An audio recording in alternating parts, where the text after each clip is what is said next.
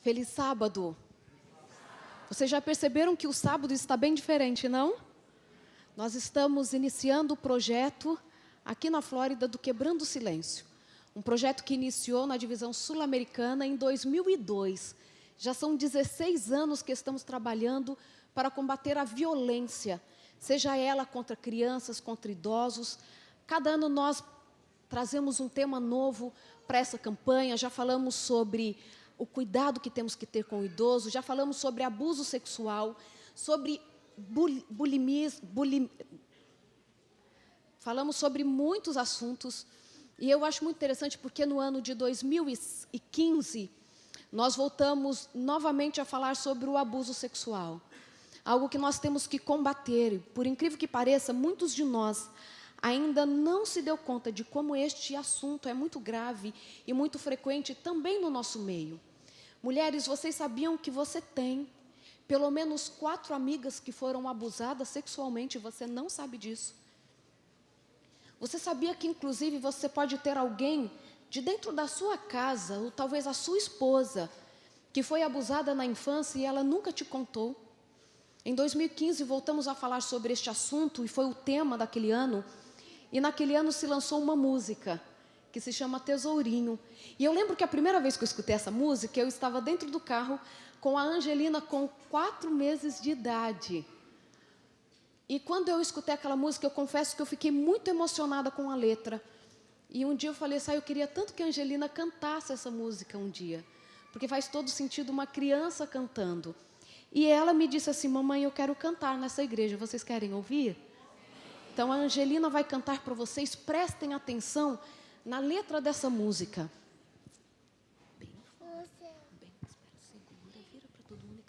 O seu corpo é um tesourinho tão precioso, você tem que guardar. Se alguém tocar em você, você não pode se segredo esconder. Fale pro papai, conte pra mamãe, fale com seu professor. Se alguém tocou em você e você se fica, fale pra alguém. Não tenha medo, não guarde segredo, conte pra alguém.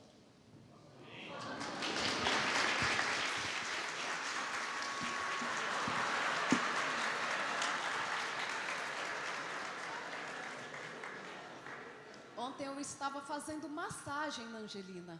E ela falou certo quando ela disse que o que eu faço que ela gosta é massagem. Ontem, um pouquinho antes do pôr do sol, eu dei banho na Angelina e disse assim, filha, nós vamos falar de novo de um assunto que a mamãe já disse com você, mas no que você vai crescendo, você vai entendendo melhor essas coisas. E ao fazer massagem no corpinho dela todo, eu fui explicando para ela onde que as pessoas podem tocar nela ou não. E independente da intenção ou da forma que tocaram, se ela não gostar, ela precisa rapidamente nos dizer o que aconteceu. Porque ela precisa saber que ela sempre vai ter quem cuida dela e quem protege. Claro que o assunto deste ano do Quebrando o Silêncio não diz sobre o abuso sexual. Este ano o assunto que estamos tratando na campanha é sobre o suicídio. Porque é um assunto que nós temos percebido que tem se tornado uma necessidade cada vez mais urgente, não é, Amandinha? Cada vez mais nós temos encontrado pessoas com ideação suicida. Já adianto para você que hoje não vou entrar nos detalhes de como fazer para prevenir, para caso você conheça alguém que tentou o suicídio, como abordá-la. Por exemplo, se você conhece um adolescente que está automutilando-se, que isso já foi uma redundância, que está se automutilando, como você aborda? Sabe por que eu não vou entrar nestes detalhes práticos? Porque isso nós vamos conversar no dia 13 de setembro, às 8 horas da noite, Keila. 7h30, no dia 13 de setembro, uma quinta-feira, nós estaremos aqui reunidos com a comunidade para falarmos sobre suicídio e automutilação, ok? Porque nós precisamos entender isso e precisamos, como comunidade, prevenir. E se caso já tenha acontecido, saber como lidar com a situação. Nós precisamos entender que o outro precisa de amparo. Nós precisamos entender que somos instrumento na salvação desse corpo e dessa alma que, quantas vezes, entra em sofrimento. É tão interessante que a cada 40 segundos, no mundo, alguém comete suicídio. Para cada pessoa que consegue, pelo menos 20 outras tentaram. Algumas pessoas acham que o suicídio é cometido somente por mulheres. Não. Quando nós vamos para as estatísticas, fica até um pouco mais confuso, porque parece que os homens suicidam mais do que as mulheres. Mas, na verdade, dá essa impressão porque os homens, quando decidem pelo suicídio, usam instrumentos letais. Os homens têm mais coragem de dar um tiro em si mesmo, de usarem estratégias que são mais letais. As mulheres, muitas vezes, usam outros instrumentos, outras formas de cometer isso. Então, no dia 13 de setembro, estamos todos, não somente convidados, mas convocados para estar aqui, porque como membros de uma sociedade, temos a responsabilidade de cuidar uns dos outros e saber como cuidar. Isso é muito importante. E aí, quando a Angelina canta, o seu corpo é um tesourinho tão precioso, você tem que cuidar. Isso não serve somente para as crianças, serve para nós também que somos adultos. E falando só rapidamente desse cuidado que precisamos ter ao ensinar para as crianças como cuidar delas mesmas e também anunciarem qualquer forma de abuso ou invasão à privacidade delas, eu gosto sempre de usar um exemplo de como o abuso ou a violência pode entrar na vida de uma criança e muitas vezes nós adultos não percebemos. Vai aprendendo, Priscila. Cadê a Priscila? Cadê a Priscila gravidinha? Orei por você essa semana, sabia? É tão bom ter um filho, né? O primeiro filho. Talvez não seja gêmeo, né? Você não tenha 2, mas pode ser que nasça grande como a Angelina, com 4,1 kg. Que Deus te dê força.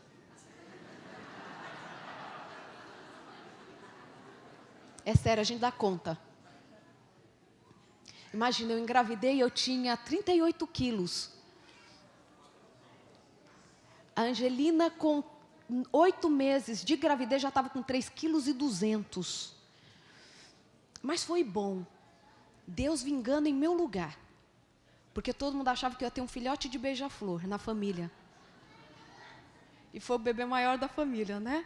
Falando, estou muito feliz que a minha família está hoje, parte dela está aqui, meu irmão David com os meus sobrinhos, a minha irmã Regina, que é a mais velha do que eu, com o meu sobrinho Luiz, que faz 14 anos hoje. Né, Lu? Estou muito feliz. Mas Deus nos dá presente, sabe? Quando eu escuto essa música a primeira vez, eu me emociono. A Angelina tinha 4 meses. E eu fiquei me imaginando alguém fazendo mal para minha filha. E isso machuca muito a gente só de pensar.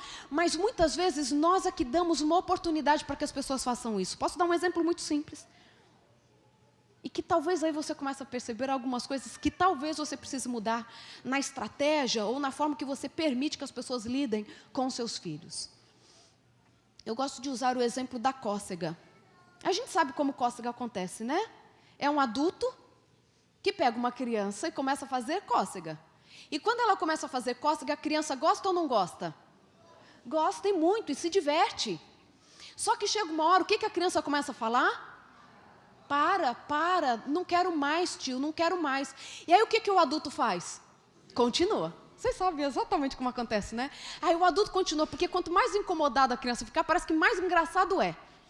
Aí a criança começa, para. Aí a criança já está incomodada, esperando que os pais, pelo menos os pais, resolvam aquela situação. Aí o pai ou a mãe que está ali próximo diz assim: deixa de ser chato, seu tio só está brincando com você, você estava gostando até agora. Vocês entendem a relação que isso pode ter com o abuso sexual? Não estou falando que aquele adulto vai abusar, estou falando do padrão de pensamento que a gente pode criar na criança. Porque no começo do abuso sexual, dificilmente nesse início, vai começar com o adulto de fato violentando essa criança, fazendo com que essa criança sinta medo, sinta dor.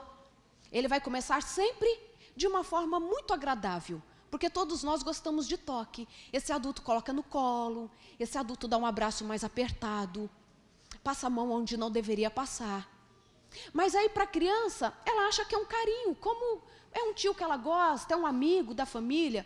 Às vezes é o próprio pai, não se iludam, pais também abusam de filhos.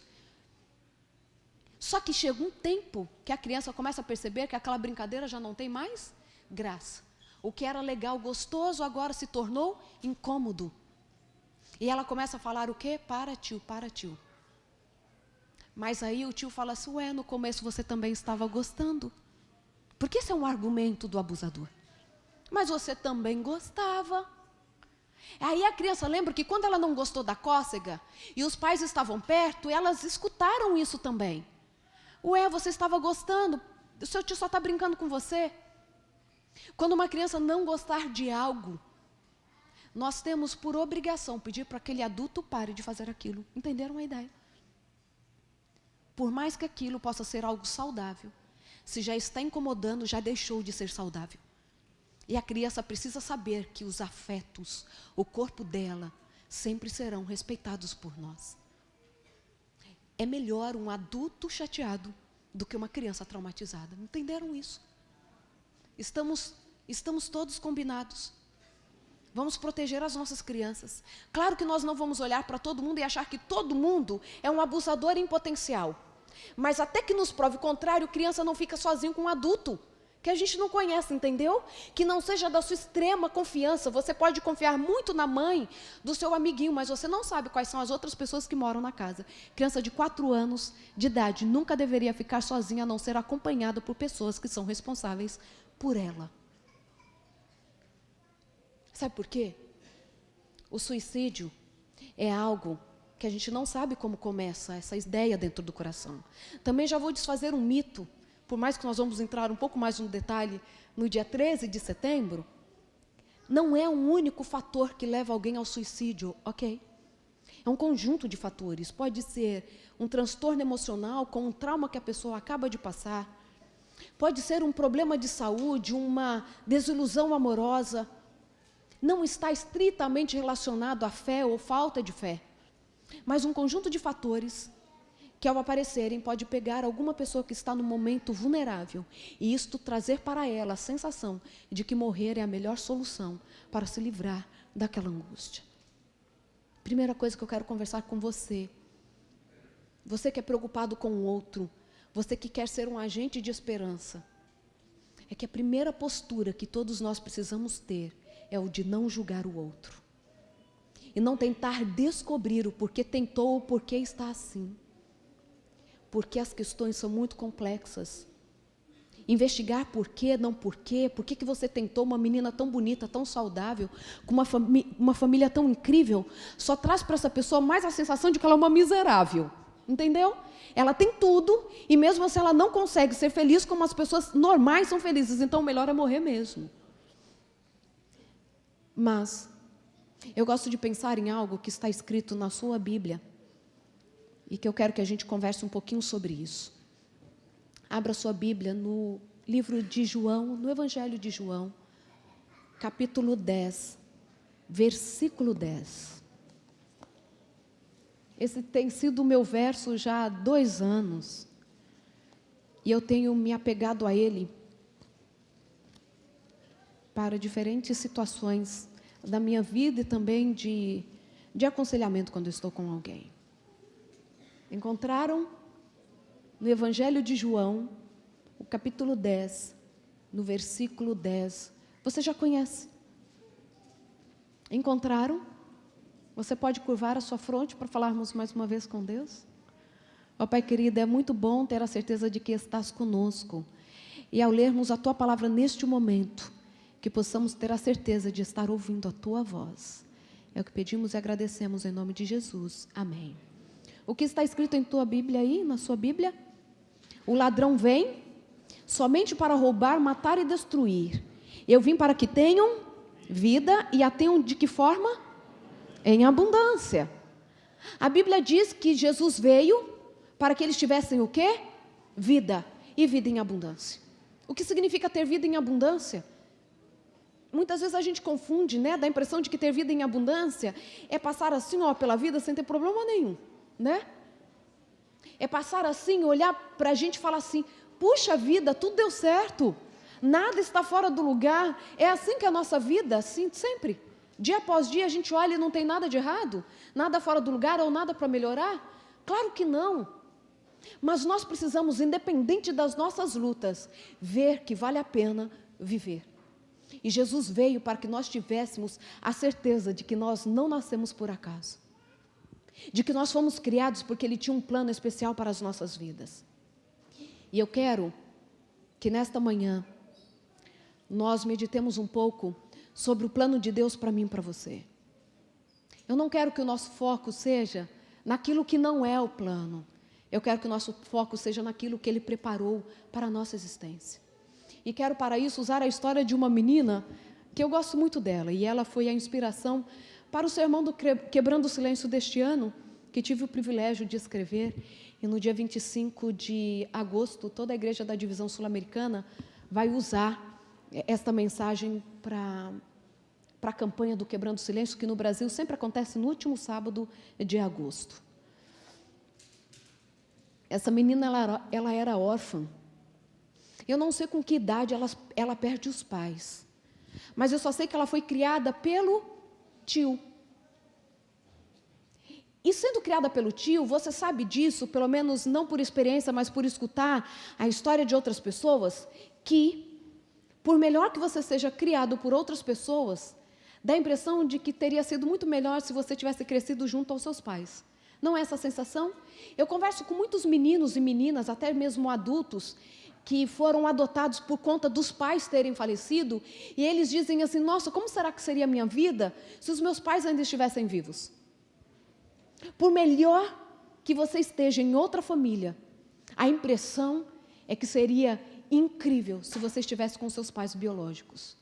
Graças a Deus que existe adoção, graças a Deus que existem estratégias para aliviar um pouco a dor das perdas que sofremos, mas essa é a sensação que muitos carregam. E essa menina, ela era órfã. Ela cresceu.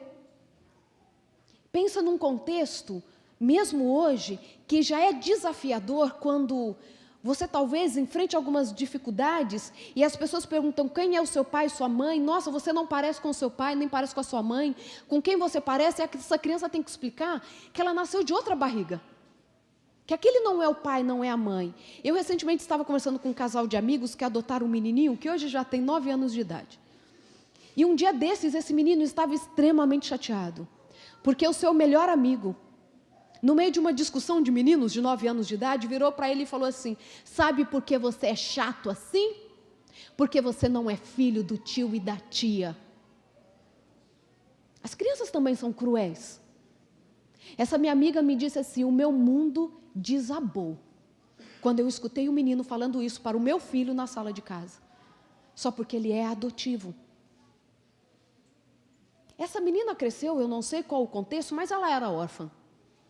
E talvez para o olhar das pessoas, ela não seria tão bem preparada para o casamento, para enfrentar as dificuldades da vida. Talvez crescesse no meio onde o bullying fosse comum. Mas ela cresce. E no momento que ela surge na história, ela tem por volta de 17 anos de idade. E ela aparece no momento crucial, não só da história da vida dela, mas da história do mundo. E você já sabe de quem estou falando, né? Da rainha Esther.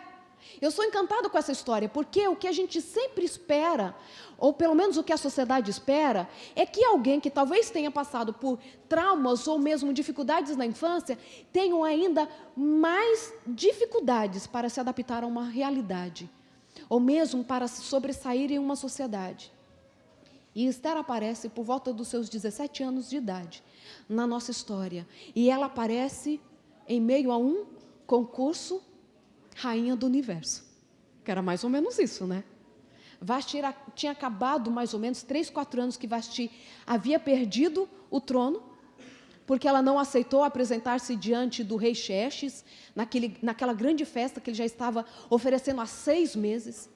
Aquilo foi tomado então como um grande insulto para os homens do reino, e os sábios aconselharam o rei para que Vasti perdesse a sua coroa, porque senão as mulheres do reino poderiam se rebelar.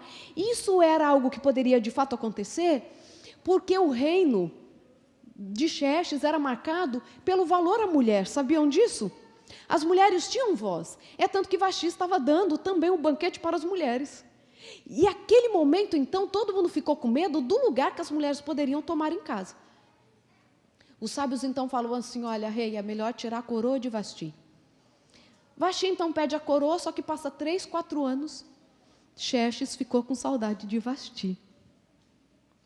E aí os seus sábios, percebendo que ele ia ter uma recaída, correr atrás dela, ajoelhar no pé dela e pedir ela em casamento de novo, eles falam assim, vamos arranjar uma nova rainha. E então surge o concurso para a nova rainha. Todas as mulheres do reino, a gente não sabe como isso aconteceu, mas provavelmente foram convocadas, as mais belas, para se apresentarem. E no meio destas mulheres belas, aparece Esther. E aquela menina órfã, ela vai conquistando todo mundo. Quando ela chega lá, na casa das mulheres, aonde ela receberia o tratamento, abre lá em Esther. Desculpa, pessoal da tradução, eu disse que era só João, né? Para que vocês pudessem ter o texto. Mas Esther está fácil de todo mundo achar aí, ó. Vocês vão para Salmos e depois voltam 2 livros. É isso? Acharam Esther, capítulo 2? Acharam? Ó, estou gostando de escutar as Bíblias. Isso? Todo mundo achou? Então, Esther já está lá na casa das mulheres, sendo preparada para ser uma candidata a rainha, ok? Capítulo 2, versículo 9. Olha só o que está escrito. Vamos começar pelo 8, porque a gente vai pegar o nome de Egaia no versículo 8. Em se divulgando, pois, o mandado do rei e a sua lei, ao serem ajuntadas muitas moças na cidadela de Suzã, sob as vistas de Hegai, levaram também Esther à casa do rei, sob os cuidados de Hegai, guarda das mulheres. Olha o versículo 9. A moça lhe pareceu formosa e alcançou favor perante ele, pelo que se apressou em dar-lhe os ungüentos e os devidos alimentos, como também 7 jovens escolhidas da casa do rei, e a fez passar com as suas jovens para os melhores aposentos da casa das mulheres. Deixa nesse momento te falar 2 coisas. Primeira delas, Deus pode mudar a nossa história em uma fração de segundos. Eu acredito num Deus assim. Eu acredito num Deus que pega a nossa condição e num segundo Ele pode fazer isso com a nossa história. Esther era menina órfã, desconhecida, 17 anos de idade. Mas de repente ela é levada para o palácio, porque de repente o rei tinha que escolher uma nova rainha. E de repente tem um servo, o homem que cuidava de todas as mulheres que se preparariam para o grande desfile. E quando o Hegai olha para ela, não somente a acha formosa, mas ele se agrada dela. Porque todos que conviviam com Esther gostavam dela. Deixa eu te falar uma coisa. Além de Deus mudar as nossas histórias, e Ele pode mudar isso, olha, num piscar de olhos, porque Ele é o Deus poderoso e pode todas as coisas. Eu digo para você, que enfrenta ou enfrentou uma grande dificuldade na sua vida, Deus ainda pode fazer com que as pessoas olhem para você e achem graça em você. Sabe? Nós não podemos e não precisamos seguir talvez a tendência, o que as pessoas imaginam, que aquelas pessoas que sofreram muito na vida precisam viver cabisbaixas, aceitando qualquer coisa para a vida, não tendo sonhos. Não é isso que Deus quer para você. Lembre do início do versículo 10. Quem vem para matar, roubar e destruir? É o inimigo das nossas almas que faz isso, é o diabo. É ele que quer tirar do seu coração sonhos, planos, senso de valor, de amor próprio. Mas ele veio para que tivéssemos vida e a tivéssemos em abundância. Mesmo que você tenha enfrentado grandes dificuldades, Deus tem um plano tremendo para a sua vida. Eu acredito nisso. Eu tenho visto isso. Eu tenho visto mulheres que passaram por situações tão difíceis se reerguerem. Eu vejo homens que talvez tenham perdido tudo e dizerem assim: não, a vida não acabou não. Ainda existe esperança. Eu ainda posso ser uma boa influência para os outros. Como você quer se comportar? Como você quer levar a sua vida? Eu sei que algumas pessoas enfrentam dificuldades maiores do que outras. E a gente falou um pouquinho disso essa semana, na reunião dos anciãos, né? Algumas pessoas enfrentam lutas que nós nem sequer imaginamos, porque são intensas. E talvez nesta manhã eu esteja dizendo para alguém, que talvez lá dentro da cabeça esteja dizendo assim: doutora, você não conhece a minha história. Você não sabe o que eu já enfrentei na vida. Você não sabe como sorrir é um exercício e um esforço diário. Esses tempos atrás eu estava conversando com uma mulher que aparentemente tinha tudo para ser uma das pessoas mais felizes da vida, sabe? Uma carreira bem-sucedida, com uma família incrível, um marido amável demais, até compreende demais as lutas dela, os traumas dela. E no meio da nossa conversa ela disse assim: doutora, não adianta. Ninguém consegue me convencer de que eu tenho valor. Eu não consigo mudar isso dentro de mim. E conversando com ela, eu falei assim: e de onde surge tudo isso? Bem, depois de um tempo de conversa, ela me disse assim: eu fui adotada. Os meus pais um dia simplesmente me deixaram no orfanato. Saí com meu pai, ele me disse que estava indo me levar para comprar uma boneca. Ele parou na frente de um lugar que eu não sabia o que era, mas era um convento. Me fez entrar, virou as costas para nunca mais voltar. Eu tinha 4 anos de idade. Até hoje eu não sei porque os meus pais me deixaram lá. Não sei se eles estavam separando. Ela falou assim: eu não sei porque eu nunca nem tive a impressão de que tinha alguma coisa errada dentro da minha casa. Fui deixada lá. Com mais ou menos 7 anos de idade, alguém me adota. Fui morar em uma casa. E nessa casa, o meu avô adotivo começa a abusar sexualmente de mim. Ela falou que quando todo mundo saía da casa, ele fazia com que ela entrasse no quarto dele. E ela disse assim: doutor, eu não consigo te relatar as coisas que ele fazia comigo. Eu não consigo te relatar. Mas um dia, ele estava abusando de mim. E eu escutei que a minha avó abriu a porta. E ela falou assim: é hoje que eu me livro disso. E num descuido do avô, que já tinha mais de 70 anos, não se iludam com aparência, que tinha já mais de 70 anos, deu um descuido. E eu consegui fugir pela janela do quarto. Fui correndo, entrei pela sala e comecei a gritar para a avó: vovó, me socorre, o vovô está fazendo coisas muito ruins comigo, me socorre, me socorre. Ela gruda na perna da avó. A avó pega aquela menina e diz assim, leva até o quarto onde estava o avô e fala assim: volta para o seu trabalho. Então eu comecei a entender que aquele abuso acontecia com consentimento de todos da casa. E eu não tinha para quem recorrer. De verdade, eu tenho vontade de sentar e chorar junto com a pessoa. Talvez a história dela seja muito mais dramática do que a minha e a sua. E talvez aquela pessoa esquisita que você conhece, ela talvez tenha uma história mais dura do que você imagina. Tem pessoas que precisam fazer o exercício do sorriso, porque elas, quando olham para si mesmas, não conseguem enxergar nelas nenhum valor. Mas Esther agora está lá na casa das mulheres para ser preparada. E ela consegue achar graça diante de Hegai, tanta que ele pega Esther, dá para ela 7 meninas para cuidar dela, diz para ela tudo que ela tem que levar diante do rei, dá o melhor tratamento. Meninas, eram 6 meses só no banho da mirra, mas outros 6 meses com outros tratamentos de beleza que eu gostaria de passar. Fiquei com inveja de Esther. Gente, olha que coisa incrível. E ela está lá se preparando. E quando depois passa 1 ano desse tratamento, chega a hora de apresentar-se ao rei.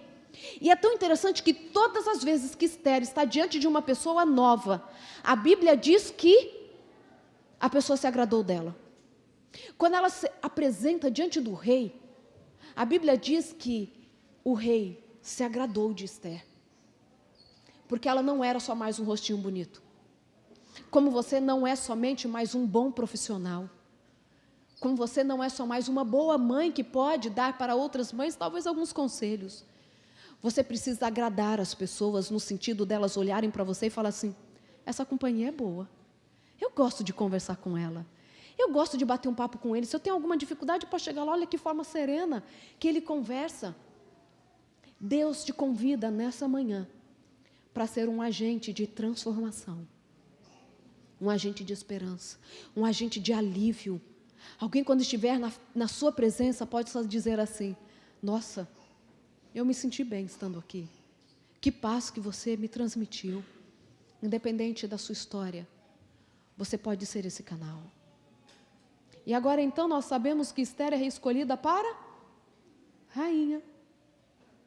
E é tão interessante que no relato, a Bíblia diz que depois que o rei casa com Esther, o que ele faz com as províncias? Ele traz alívio para as províncias. Gente, o rei parou de brigar. O rei parou de querer ir para a guerra. Ele era o rei mais poderoso do mundo. E fala que ele trouxe alívio para 127 províncias, que eram dele. Por quê? Porque Esther, uma menina que nesse ponto da história, que nós vamos chegar ao auge da história dela, só tinha por volta de 21 anos de idade, já havia modificado um reino. Por isso que eu te digo, independente da sua origem, existe esperança para você. Independente da sua origem, Deus, Ele tem um plano maravilhoso para realizar em sua vida e por meio da sua vida. Independente da sua história, independente da sua idade, independente se você é homem ou mulher, Deus quer usar você. Mas, da mesma forma que a história de Esther é mudada da noite para o dia, uma menina que sai do anonimato e se transforma em uma rainha, aos 17 anos de idade, quando ela chega então aos seus 22 anos, a história também muda repentinamente. Quando então, o homem mais poderoso do reino, depois do rei, Amã, apresenta-se com um plano de morte para todos os judeus. Até aquele momento, Esther não havia dito para ninguém que ela era do povo judeu. Porque o seu tio, Mardoqueu, havia dito assim, olha, não conte para ninguém a sua origem. Eu não sei porque ele pediu isso para ela. Mas ele disse assim, olha, se não é necessário, não conte. Porque se um dia for necessário, revele. Deixa eu te falar mais uma coisa. Nós temos que saber o momento de falar e o momento de calar. As nossas histórias mais íntimas não devem ser relatadas de qualquer forma para qualquer um. Se você souber de alguém que pode te ajudar naquele aspecto específico da sua vida, recorra-se a ele e conte. Mas sair contando algumas coisas que estão no profundo do nosso coração podem ser uma forma de sermos mais ainda oprimidos pelos outros. Esther aprende que o silêncio também é uma forma poderosa de falar quem somos. Uma das dificuldades que nós temos como seres humanos é saber dosar as nossas palavras, é ou não é? Quando nós prestamos atenção, nós já dissemos o que nós não devíamos dizer. Ou quando já contamos um segredo para alguém que a gente já sabia que depois, como eu costumo falar, né, vai virar pedido de oração. Que não é fofoca, né? Pedido de oração. Eu já falei isso para vocês, crente não fofoca, faz pedido de oração. Então, se você não quer que isso aconteça, não conte. Peça para Deus o domínio sobre as suas palavras. Tanto para falar sobre você, quanto para falar sobre os outros. Se não for para abençoar, limite-se a guardar o que você ouviu. E aí nós estamos lá. Esther está no momento crucial, que agora ela pode morrer juntamente com o seu povo, porque ela ainda nem sabia do plano de morte. O seu primo chama e diz assim, olha, Amã conseguiu um decreto real para que todos os judeus morram num dia específico. E talvez seja para este momento que você foi escolhida rainha. 5 anos já haviam se passado desde que ela tinha se tornado rainha. Talvez seja para este momento que Deus te escolheu rainha. Você entende? Agora eu quero que você pense nisso mesmo. Você entende que Deus te escolheu para momentos específicos? Você tem essa noção? Deus te escolheu para uma profissão específica, para uma igreja específica, uma comunidade específica, porque vai chegar um momento que você vai precisar ser mais útil ainda. Você tem esse senso de missão? Esse senso de influência? Porque nós estamos o tempo todo influenciando as pessoas, mesmo quando a gente não sabe, né? O Itanel estava falando um pouco disso na classe. Às vezes a gente não consegue sair e falar, mas a forma de nós nos comportarmos, isso pode fazer muita diferença na vida dos outros. Agora eu me lembro de uma ocasião, quando eu ainda fazia a graduação em psicologia, há muitos anos atrás, quase 20 anos atrás. Acho que você nem tinha nascido ainda, Ana. Acho que não. Nos meus 2 últimos anos da faculdade, eu fui morar numa casa dos fundos de um casal, aluguei uma casa. Eu morava em Assis, aluguei. Sabe edícula? É um termo que vocês conhecem no Brasil?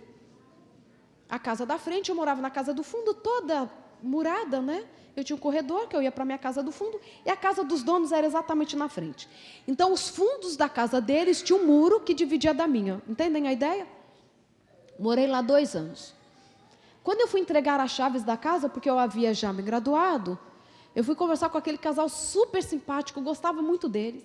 De vez em quando os convidava para uma programação especial, eles nunca podiam ir comigo a uma programação da igreja. E fui lá devolver as chaves.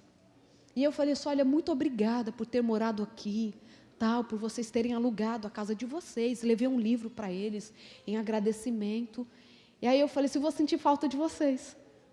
Aí a dona da casa, a dona Zenaide, não esqueço dela.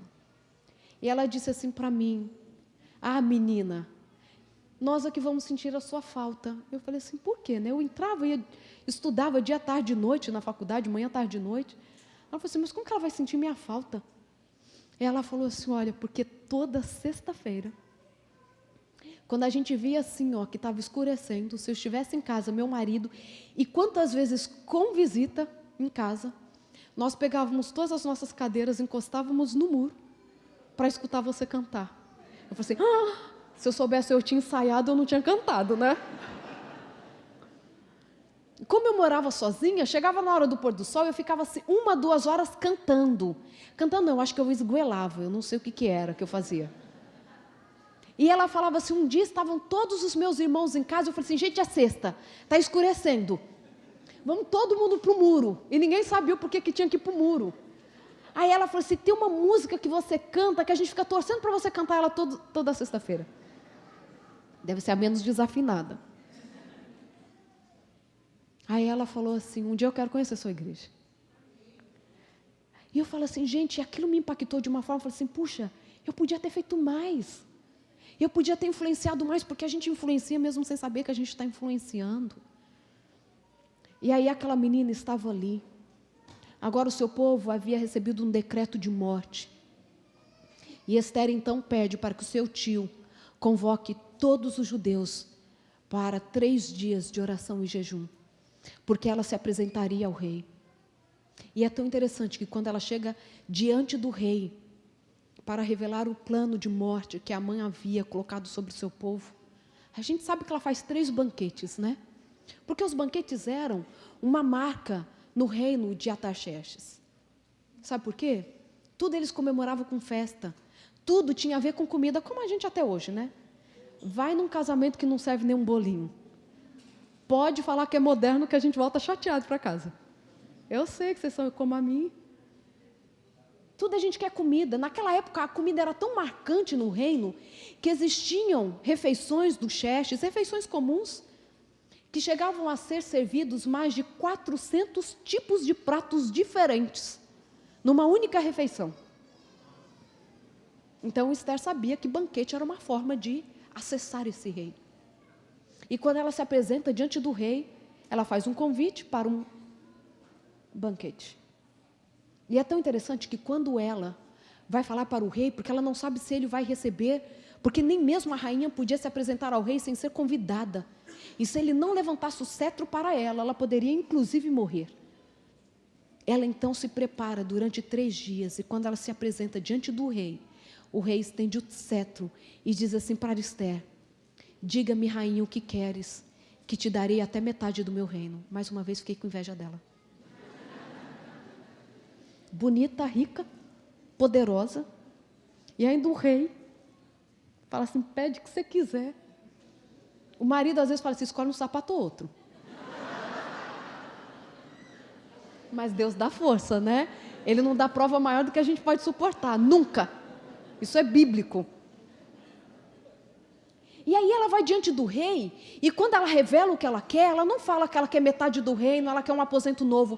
Ela fala assim: eu vim para suplicar pela minha vida e pela vida do meu povo. E eu acho esse verso incrível. Porque pensa comigo, o rei morria por aquela mulher. Ele dá até paz para as províncias depois que ele casa com ela. Promete para ela até metade do reino. Você acha mesmo que o rei Xerxes não ia dar uma cidadania imediata para ela não morrer junto com os judeus? Não, ela não é judia não, ela é do nosso povo. Quem disse que ela é judia? Eu tenho certeza que ele ia salvá-la da morte. Tenho certeza. Mas Esther se apresenta como alguém que sofre com seu povo. Deixa eu te falar uma coisa. A dor do seu irmão é sua dor. O problema do seu irmão é o seu problema. E quando nós estamos diante de alguém que sofre, nós precisamos nos colocar como alguém que está disposto a aliviar a dor do outro. E muitas vezes nós aliviamos a dor do outro simplesmente não condenando. Sabe uma coisa que tem confundido muito, e as pessoas vivem fazendo pergunta disso. Eu estava recentemente num evento, e foi uma pergunta que me fizeram: doutora, o suicida vai para o céu? Claro que as pessoas têm muitas dúvidas, às vezes dúvidas teológicas, mas nós temos que parar de pensar que quem suicida faz isso porque está longe de Deus. Já não há tempo mais para tamanha ignorância. Sabe, desde que o pecado entrou no mundo, por meio de Adão e Eva, o sofrimento tem nos acompanhado. Essa é uma característica do pecado, a injustiça. Pense sempre nisso. O pecado é injusto e ele traz sofrimento até mesmo para aqueles que não fizeram nada para merecer aquele sofrimento. Qual o nome do menino que nós estamos orando com câncer? Denis. Ele tem 11 anos de idade. Vocês acham que ele cometeu alguma coisa grave o suficiente para estar enfrentando agora 38 químio? O pecado é injusto, queridos. E desde que o pecado entrou no mundo, o sofrimento tem nos acompanhado. Seja o sofrimento em forma de uma doença física, seja por meio das dores emocionais. Mas eu louvo a Deus que para cada dor, Deus envia uma estratégia. Para Adão e Eva, Deus faz roupas para esconder a vergonha. Para o coração angustiado de Elias, ele aparece na brisa suave. Para a pecadora Maria Madalena, ele mostra aceitação ao permitir que ela banhe os seus pés e seque com seus próprios cabelos. Para aquela outra mulher, a mulher samaritana, naquele poço, ele marca um encontro a sós para provar que no coração dele ela tinha um lugar especial. Para cada dor, uma estratégia. Para alguns, medicamentos. Para outros, uma estratégia psicoterapêutica, seja qual for que Deus tenha escolhido para aliviar a sua dor, aceite. Porque Ele quer que você tenha vida e a tenha em abundância. Deus, Ele tem deixado seres humanos também preparados para entender a dor dos outros.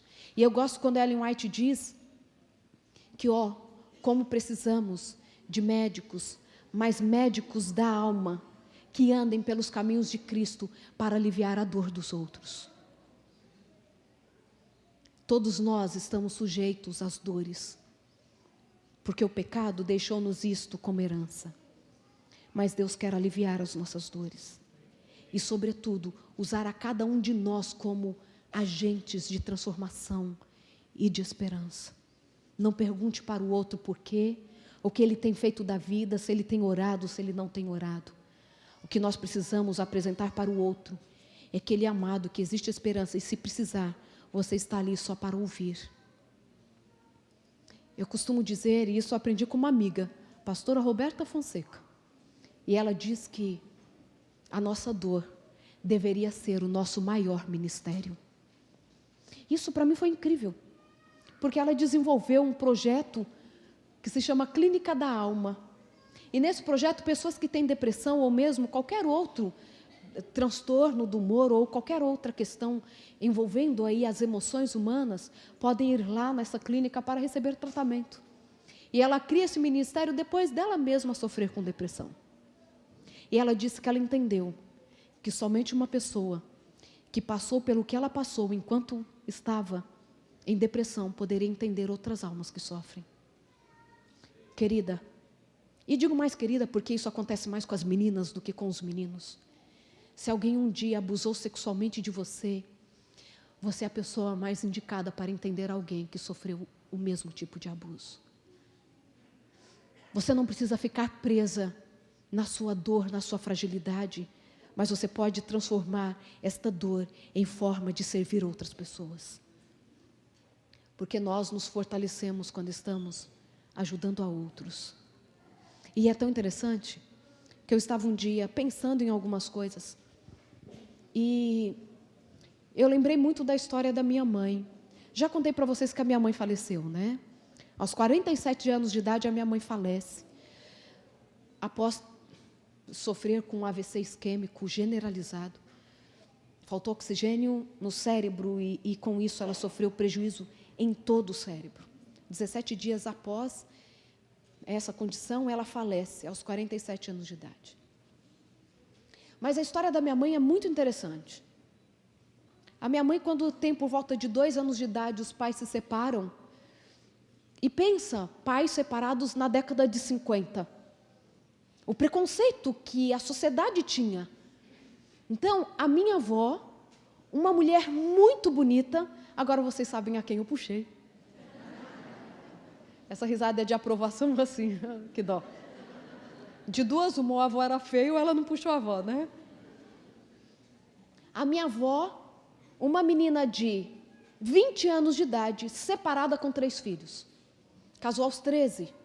Naquela época, né? Casa aos 13 com um homem bem mais velho do que ela. Meu avô já tinha mais de 40 anos de idade quando eles casam. Por condições, lógico, não entro em detalhe, eles separam. Nessa separação, a minha avó sai, minha avó morava no Paraná, volta para Minas, para ver o que ela vai cuidar da vida, porque a mãe dela morava em Minas, a minha bisavó. Claro que ela chega lá num vilarejo, uma menina tão jovem, separada, com 3 crianças, agora só 2, o meu avô havia ficado com o filho mais velho. A minha avó chega lá com 2 menininhas, a minha mãe com 2 aninhos e a minha tia com 6 meses de idade. Quando ela percebe que, claro, ela não foi aceita naquele vilarejo, ela então decide ir para São Paulo para tentar a vida. E, claro, ao chegar em São Paulo, ela percebe que seria impossível cuidar dela e 2 bebês. Então, ela decide voltar para Minas com a ideia de deixar a minha mãe ali para ser criada pela avó. 2 aninhos, então, a minha avó coloca a minha mãe sentada no banco da sala e diz assim, Betinha, minha mãe chamava Bete, Betinha, eu vou ali à cozinha buscar uma boneca para você, tá? Fica sentadinha aí que a mamãe vai voltar com a boneca. Claro que ela saiu pela porta da cozinha, pelos fundos, para nunca mais voltar. A minha mãe fica sentada ali, esperando a mãe voltar, quando percebe que essa mãe não volta. Ela vai para a cozinha, não acha a mãe, e a minha tia, que viu toda essa história, irmã da minha avó, minha tia-avó, diz que a minha mãe ficou dando voltas, saindo pela porta dos fundos, entrando pela sala, procurando essa mãe. E quando ela percebe que essa mãe não volta, a minha mãe, as poucas palavras que já sabia dizer, para de falar. E volta a falar somente aos 7 anos de idade. Tamanho foi o trauma. É tanto que o apelido da minha mãe no vilarejo era Mudinha. Porque ela não falava. Aos 7 anos de idade, ela volta a falar. E cresceu achando que ela não tinha valor. E na cabeça da minha mãe era uma confusão, porque ela acreditava em Deus, a minha avó, minha bisavó, uma mulher extremamente devota a Nossa Senhora. Ela sabia que Deus existia, que Deus era amor, ela tinha certeza disso, mas ela não conseguia entender como um Deus que ama tanto havia abandonado. Uma criança de 2 anos de idade havia tirado a mãe dela, ela não conseguia entender isso. E a mamãe dizia que ela aprendeu que ela não podia tirar a própria vida, porque isso era pecado. Então a minha mãe um dia contou para mim que ela vivia pedindo para Deus, por favor, tira a minha vida. Por favor, tira a minha vida. Tira a minha vida. E ela não conseguia entender como Deus a havia abandonado, sendo que Ele era um Deus de amor. Minha mãe cresce com essa sensação. Não encontra o pai, não encontra a mãe. Vai encontrar a minha avó. A minha mãe já estava grávida da minha irmã caçula. Já estava no 4º filho. No 4º? A Rosângela é a 4ª, né? Porque é tanto em casa. Não, ela é a 5ª. E o David é o 6º. Aos 25 anos de idade, minha mãe já tinha 6 filhos. E aí, quando a minha mãe está grávida de mim, angustiada, porque eu não conhecia o pai, não conhecia a mãe, confusa com essa ideia do cuidado de Deus e ao mesmo tempo abandonou, ela está bem cedinho lá em São Paulo. Sou ZL, viu? Zona Leste de São Paulo. Nem todo mundo é perfeito. É que o pastor falou que é nós, né? Minha mãe está lá, colocando roupa no varal. Era umas 6 horas da manhã. E ela está nessa angústia. E ela escuta alguém no portão e fala assim, moça, psiu, psiu. A casa era bem assim nos fundos. E ela olha para o portão e vê uma moça mais ou menos da idade dela chamando no portão. Aí ela diz assim, gente, será que ela está precisando de alguma coisa, né? Ainda estava meio escuro. Aí ela foi correndo para abrir o portão para saber se aquela moça precisava entrar. São Paulo, Zona Leste. Adoro Zona Leste, estive lá recentemente, tá? Para alguém não achar que eu tenho preconceito, adoro lá. É sério. E aí, a minha mãe vai ao portão e diz assim, você está precisando de alguma coisa? Nunca tinha visto aquela moça. E a moça diz assim, não, eu só vim aqui para te fazer um convite. Você quer ir à igreja comigo amanhã? Se você quiser ir, olha, eu moro na rua tal, número tal, que dava algumas quadras da casa da minha mãe. Se você quiser ir à igreja amanhã, é só você aparecer lá na minha casa por volta das 8h30 que a gente vai à igreja junto. Você me promete que vai? Minha mãe falou assim, prometo. Claro que a minha mãe não ia. Minha mãe tinha horror a crente. Ela já percebeu que era coisa de crente. Que quem é o doido que vai na igreja de sábado pela manhã? Minha mãe falou, isso só deve ser de alguma igreja, meio pancada da cabeça, porque assim, sábado de manhã eu vou para uma igreja. Óbvio que ela não ia. Ela só falou que ia para que a moça fosse embora. E ela, de fato, esqueceu daquele convite. À noite, no que a minha mãe dorme, ela tem um sonho. E nesse sonho estavam a minha mãe, o meu pai e aquela moça. E nesse sonho, o meu pai e aquela moça olhavam para o céu e viam alguma coisa muito linda no céu. A minha mãe olhava e não conseguia ver o mesmo. E ela diz que no sonho ela vai se angustiando. E ela vira para aquela moça e fala assim, o que vocês estão vendo no céu? A moça vira para ela e diz assim, você não está enxergando, Beth? Minha mãe diz assim, não, eu não consigo ver. Ela fala assim, mas é tão maravilhoso, é tão intenso e você não enxerga. Ela fala, não, eu não enxergo. Por que será que eu não enxergo? E aquela moça diz assim, você não enxerga porque você não aceitou o convite. 7 horas da manhã, minha mãe estava na casa da Felícia. Sério. A Regina está aqui de prova porque ela já era nascida na época, porque ela é bem mais velha do que eu. Gente, isso é uma forma de elogiar, porque quem olha imagina que eu sou a mais velha, entendeu? Então eu tenho que marcar para ninguém achar que eu sou a mais velha da família. Minha mãe já estava com a Regina arrumadinha, que tinha 3 para 4 aninhos, com a minha outra irmãzinha de 2 aninhos, a Regiane, que ia fazer 2 aninhos ainda, lá na casa da Felícia, 7 horas da manhã. Felícia escuta alguém batendo palma, era muito cedo, sai para atender e vê aquela moça que ela tinha convidado lá na porta com 2 crianças. Ela falou assim, nossa, já? Minha mãe já manda entrar, serve uma coisa esquisitíssima chamada cevada. Eu acho esquisito até hoje. Graças a Deus que eu descobri que eu sou alérgica a cevada, é sério. Me livrei. Gente, eu não posso, eu sou alérgica. Minha mãe entra. E sabe por que ela foi? Porque quando lá no sonho, a moça diz assim, você não enxerga porque você não aceita, você não aceitou. A minha mãe vira para a Felícia, que nós sabemos que o nome dela é Felícia, e diz assim, eu aceito o convite. E no que a minha mãe olha novamente para os céus, ela vê a arca de Noé descendo, cheia de anjos, e com Jesus sentado no meio. Naquele sábado ela foi para a igreja, pela manhã. E aconteceu, pastor Jefferson, algo que ninguém que cuida de igreja quer que aconteça, principalmente quem está levando uma visita pela primeira vez, aconteceu naquele sábado. O pregador faltou.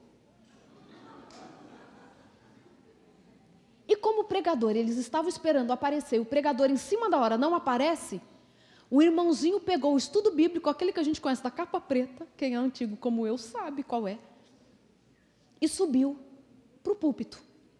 E no que subiu, ele já subiu pedindo desculpas. Gente, desculpa, o pregador faltou, então eu peguei aqui um estudo bíblico e nós vamos fazer um estudo bíblico hoje. Vocês me acompanham? Todo mundo abre a Bíblia e nós vamos fazer um estudo bíblico hoje sobre a volta de Jesus.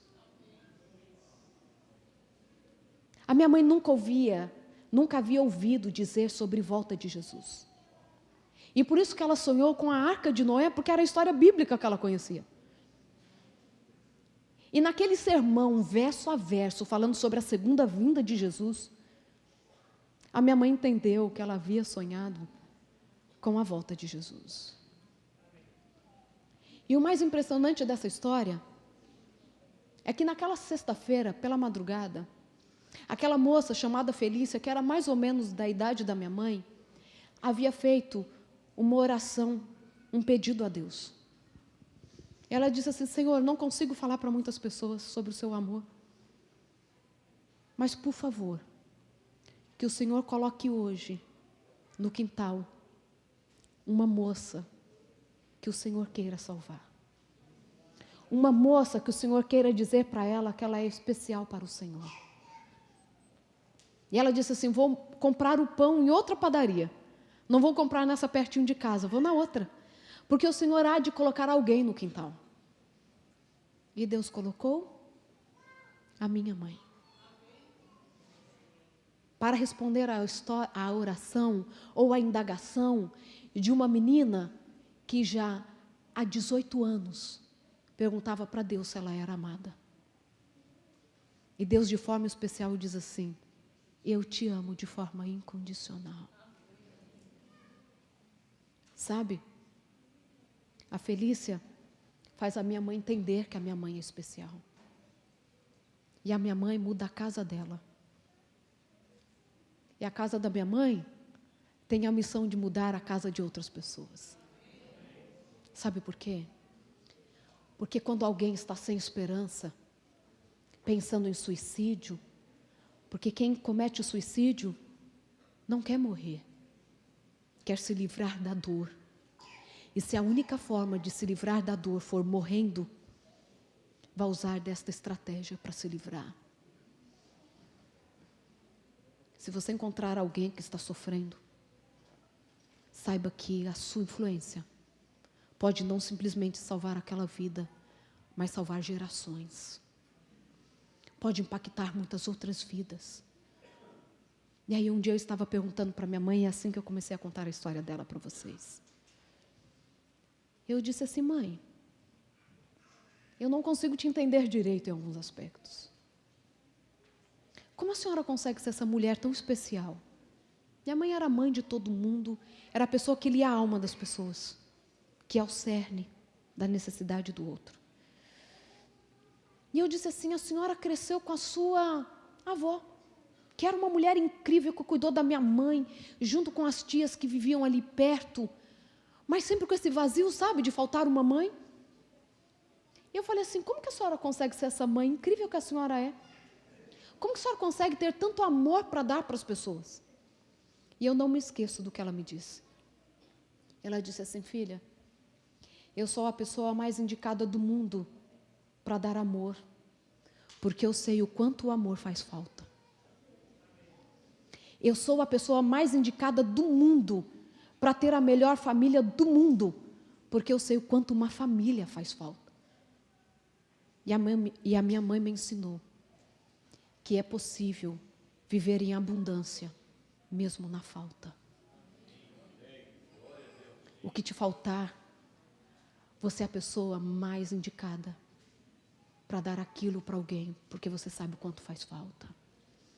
Nós estamos muito acostumados, e claro, e na maioria das vezes é assim mesmo, por conta do sofrimento, a entender porque somos assim, a entender o que o trauma fez conosco, o que a história que se desviou do percurso normal que ela deveria percorrer, fez conosco. Mas nesta manhã, eu te convido para experimentar o sobrenatural na sua vida. Porque Deus, Ele tem um ministério para a sua dor. Ele tem um ministério para a sua falta. Ele tem um ministério para o seu trauma. Porque você é a pessoa mais indicada a oferecer aquilo que te faltou. Porque você sabe o impacto que é viver com algo que você gostaria de ter e não teve. Deus te convida para viver em abundância. E, sobretudo, que essa abundância transborde para impactar outras vidas. Eu gosto de falar como Ellen White fala. Pregue o tempo todo. E, se necessário, fale. Que a nossa vida possa ser o exemplo do que Deus pode fazer por mim e por você. Da transformação que Ele pode fazer em cada um de nós. Porque se a cada 40 segundos uma pessoa tira a vida no mundo, e na maioria das vezes é um jovem, e para cada pessoa que conseguiu concretizar o suicídio, outras 20 tentaram, nós temos uma missão muito importante. Nós temos que aprender a ler a alma das pessoas. E essa leitura não depende de técnicas ou de formações específicas, mas depende de um olhar que está disposto a ajudar aqueles que precisam. Muitas vezes não são com palavras, mas simplesmente escutando o outro, sem julgamento. O julgamento pertence a Deus. Quem suicida, quem tem depressão, são pessoas que estão enfrentando as mazelas da vida. E qualquer um de nós pode estar sujeito a estas mazelas. Mas saiba que Deus é contigo. Ele é contigo para te sustentar e para que você também seja suporte para outras pessoas. O desejo para mim e para você, nesta manhã, é que nós vivamos como Jesus quer que vivamos. Não andeis ansiosos pela vida.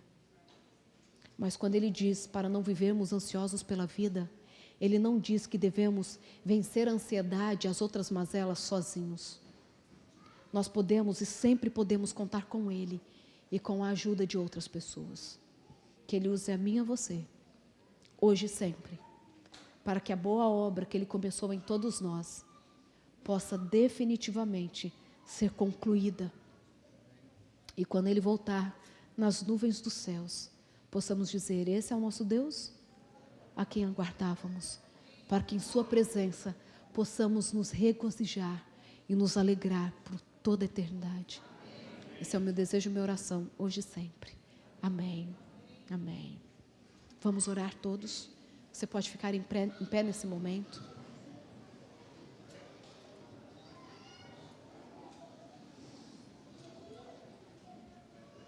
Ó Pai querido, nós somos muito felizes em acreditar em Ti. Porque nós sabemos que o Senhor tens cuidado de cada um de nós, mesmo em meio às dificuldades que temos enfrentado. Tu és um Deus que, mesmo após o pecado ter entrado no mundo, tem deixado estratégias para aliviar a dor humana. E o Senhor faz parte deste grande plano de alívio às nossas dores. Que no coração de cada um de nós, Senhor, possa ter sempre a certeza de que é o Senhor quem nos criou e que é o Senhor quem nos sustenta e nos faz passar pelas provas e que não nos deixará desistir. Cuida de cada um de nós, Pai, por favor. E que possamos também ser o suporte de outros, mesmo quando olharmos para nós e nos encontrarmos como seres tão pequenos, tão miseráveis, que possamos lembrar que o Senhor escolheu Davi para ser rei, ainda quando pastor de ovelhas. E que Moisés foi escolhido como este grande líder da libertação do seu povo, quando no momento que ele deveria morrer como os outros meninos hebreus, o Senhor faz com que a filha do próprio faraó o adote. Escolhe Esté, escolhe Daniel e os seus amigos. Ó Senhor, de forma muito especial, como acabo de citar tantos jovens que foram escolhidos por Ti, que nesta manhã, os jovens neste lugar possam deixar ser escolhidos por Ti, para serem influência para os meninos e meninas que estão em volta deles, porque ainda o suicídio acontece mais entre jovens e adolescentes. Que todos nós sejamos suporte para a dor do outro, que todos nós, sobretudo, tenhamos a esperança de que a dor não é o fim, de que existe uma saída, de que nós podemos sim, mesmo neste mundo cruel, proteger as nossas crianças da violência, de qualquer tipo de abuso, e que possamos, como comunidade, nos unirmos para que a tristeza possa cada vez mais diminuir no coração daqueles que convivem conosco. Abençoa-nos, conduza-nos. É o que pedimos e agradecemos, não porque em nós haja algum mérito, mas porque Jesus morreu na cruz em nosso favor, é que pedimos. Amém. Amém.